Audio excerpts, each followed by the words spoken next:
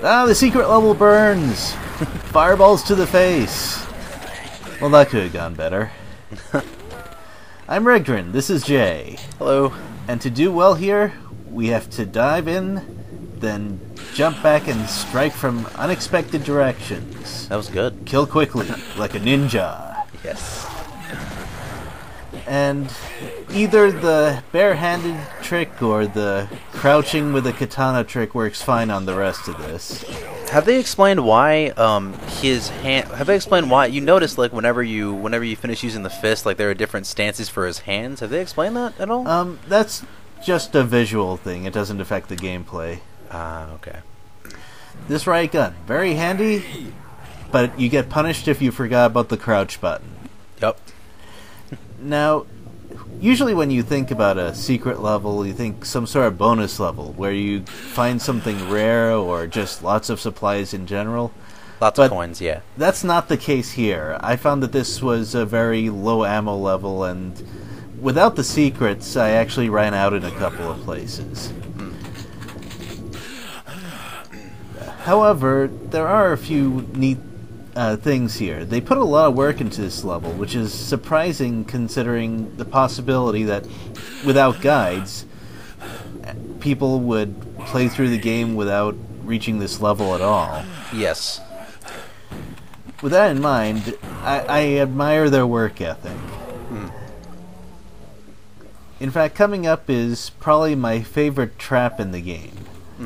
Now that little alcove with the night vision goggles, mostly handled because I can hide in it when the sticky bomb explodes. Right. Ooh, smart stuff. Yep. Thank you. Yeah. And while I would like to use my riot gun on these guys, I need to save ammo. Ouch. Well, that works too. Oh. This is a very tricky ceiling trap. For a couple of reasons. First of all, that place highlighted by the torch behind me looks like a safe spot. In fact, a separate section of the ceiling will move up first to make it look safe when the rest of the ceiling rises up. But nope, that kills you. Also, if you lower the ceiling and then try to dive under while it's rising up, it'll immediately go crush you again.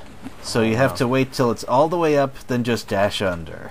Yeah, that does sound like a very crushing defeat. Very funny. Also. Actually, no, that wasn't bad. So, I would like to talk a bit more about general weapon balance and utility. Because, obviously, that's a big part of the game, and I think that, especially for single player, the weapon balance is really good. Yes. I mean, there's some weapons I use more than others. For example, I rarely use the sticky bombs. Yeah, same. But when I do find a place where it's handy, I'm really glad I had them. Like, I know that you favor the dual Uzi and the grenade launcher in most cases. Yes, very delicious. Yeah. But, I mean, it's one of the things you noted that I switch between weapons a lot. And I'm hoping that the impression I give is not that I'm switching weapons just for ammo purposes. Right. I really think that most of the weapons have situations where they're just the correct choice. Yes. And the fact that they keep this going even though there's 9 distinct weapons is pretty impressive on their part. I Very mean, smart design, yeah. Yeah, and I mean, there's 2 different melee weapons that deal comparable damage, but they're still distinct enough that you often choose one over the other for pretty decent reasons, and Yes. that's really hard balance to do, seriously. Yeah. Yeah, very smart design from 3D Realms from back in the day, and even more so. You know, you really don't see a lot of games, especially now, that have you still get that type of like Halo aesthetic where you just need like 2 weapons, etc., etc. But you don't see that design anymore where they give you like a plethora of weapons and then you just go at it depending on the situation. So it's very awesome. And ammo distribution and management is pretty difficult from a level design too. Yep. And how do you design a challenge for someone who has that many weapons that do a variety of things?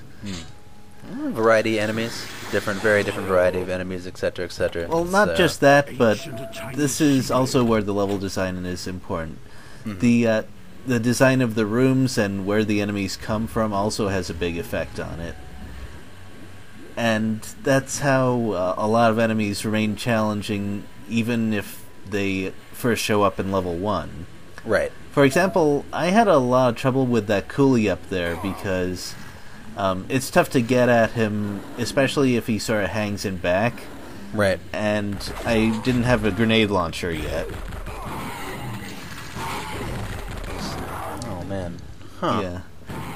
And I'm going to talk about this a bit more, but they also sort of enforced this with how the ammo pickups work. I've already discussed the grenade launcher, but also get the riot gun, one pickup giving a huge amount of ammo. Yes, box of shells. And let's see, the Guardian head maxing out on ammo really fast. Yep. And it being sort of a matter of luck whether you get it or not. There's more to talk about than can be managed in this one video, but hopefully as the series continues I'll have some time to go over more of these weapons in depth. Yeah. Yep, should be a lot of fun. It has now, I guess going back to what you said a little bit before as far as the Shadow Warrior 2013, did you notice any differences in the riot gun in there than in this game? Is there one that you prefer more than the other at all, or? Well,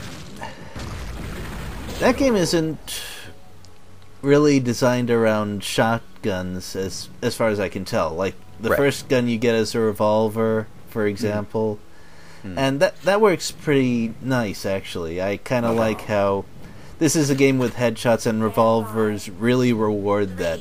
I mean, if you go for body shots, it's not a very quick kill at all, but you can get really ammo efficient when you go for the head. And that's also more of a bullet storm sort of thing, because there are a lot of weapons there that are also geared towards headshots. I mean, in this game, it isn't a thing at all, of course. Right. I don't think that a game that focuses on auto-aim that much could really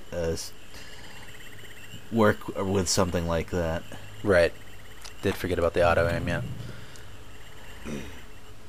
And another thing that kind of disappointed me about Shadow Warrior is that it doesn't have special items like, for example, the smoke bomb here.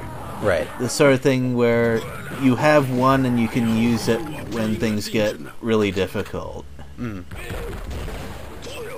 Okay, so not too much reliance on like the old school inventory system aesthetic.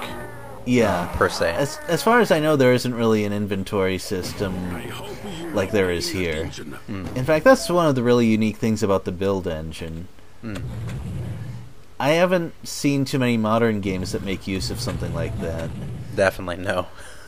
Yeah, definitely old school. Yeah, and when I play something like Halo or well, Titanfall isn't really a single-player game, but whenever I play like modern Shadow Warrior, for example, I really miss the inventory system.